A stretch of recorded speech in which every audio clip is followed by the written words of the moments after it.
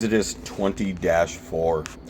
This is actually one of the hardest verses to wrap your mind around, and you need to understand godliness at a very high level. You need to understand metaverse. You need to understand a little bit about particle physics, and you really need to understand a lot about theology and how to develop in the universe, orderology. What I'm going to try today is I'm going to try to help you understand it the way I understand it.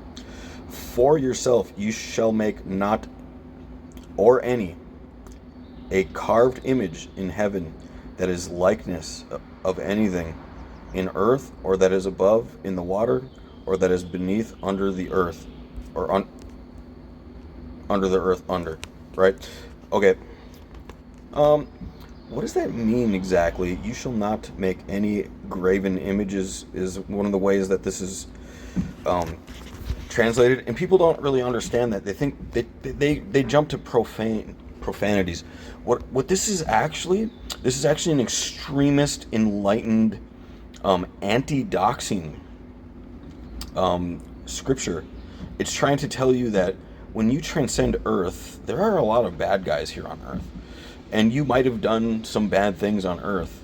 Baptism is part of Christianity, and the Lord and God and the apostles and Jesus, we all want you to have a new life when you go to heaven. So if you connect yourself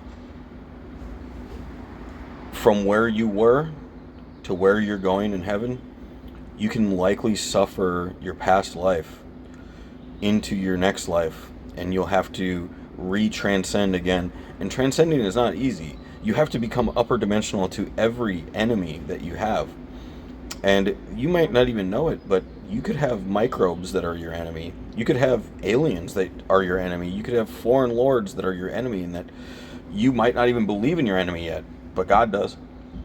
And God has a plan for those enemies. If you're invited into heaven, He's going to make you super encryptic. And not only that, He's going to see if anybody followed you. He's going to see if anybody is trying to get to you. He's going to move you, and they're going to try to target the new you. Now it also says likeness in the earth, or that is above in the water. Above in the water also kind of brings back the flood. God resets earth with water. Now what He's trying to tell you in a way is He's trying to tell you that there is upper and lower dimensions on earth, like the underworld, the tombs.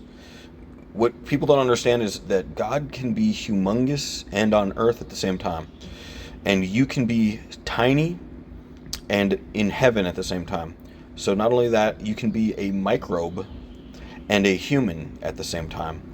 And with this understanding that you can be a microbe and a human at the same time, well, it also means when you are in the underworld, you do not want to tell people by proving landmarks about where you were. When you go to heaven, you never want to bring up your past. You want to leave it behind you and go on.